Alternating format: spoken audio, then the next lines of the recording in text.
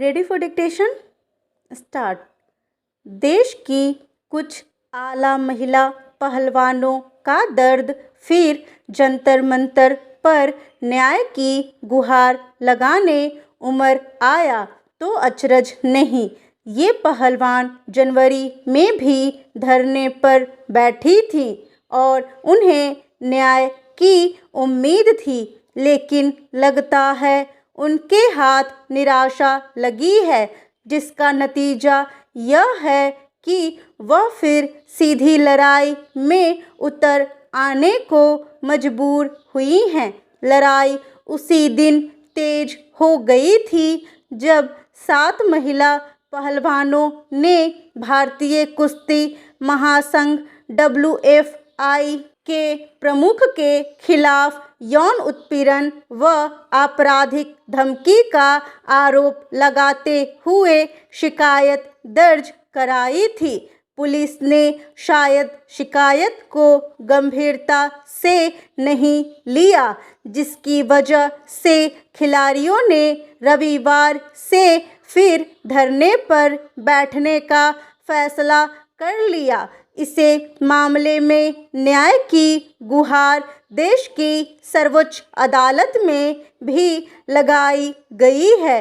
भारतीय कुश्ती महासंघ के अध्यक्ष बृजभूषण शरण सिंह के खिलाफ पहली सूचना रिपोर्ट FIR दर्ज करने की मांग करते हुए विनेश फोगट और साक्षी मलिक सहित शीर्ष भारतीय पहलवानों ने उचित ही सोमवार को सुप्रीम कोर्ट का रुख किया है। काश इन पहलवानों को पहले ही आश्वस्त किया गया होता या विश्वास में लिया गया होता तो उन्हें दोबारा धरने पर बैठने की ज़रूरत महसूस नहीं होती। ऐसा क्यों हो रहा है? जिम्मेदार लोगों को गंभीरता से सोचना चाहिए। ध्यान रहे, जनवरी में विरोध प्रदर्शन के बाद केंद्रीय खेल मंत्रालय ने भारतीय कुश्ती महासंघ के प्रमुख व संस्था के अन्य कोचों के खिलाफ आरोपों की जांच के लिए मुक्केबाज मैरी कॉम की अध्यक्षता में एक निरीक्षण समिति का गठन किया था। उस समिति ने क्या सिफारिश की है, इस बारे में सूचनाएं सार्वजनिक नहीं है और खिलाड़ियों की नाराजगी का एक बड़ा कारण यह भी है। तो क्या शिकायतों को गंभीरता से नहीं लिया जा रहा है? यह बहुत गंभीर आरोप है कि उत्तर प्रदेश के 6 बार लोकसभा सांसद बृजभूषण शरण सिंह ने कई मौकों पर अपने आवास पर और प्रतियोगिता के दौरान दुराचार किया है।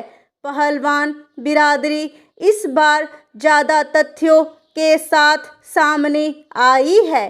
जिन खिलाड़ियों ने पिछली बार राजनेताओं की मदद लेने से इनकार कर दिया था, बल्कि कुछ नेताओं को एक तरह से अपमानित करके लौटा दिया था, इस बार वे नरम पड़ गए हैं। उन्हें राजनीतिक सहयोग लेने में अब कोई परहेज नहीं है, तो इससे जहां विपक्ष को मौका मिलेगा वहीं सत्ता पक्ष पर जवाब देने की जिम्मेदारी बढ़ जाएगी। अब इस मोड़ पर खिलाड़ियों को तमाम सबूतों के साथ सामने आना चाहिए।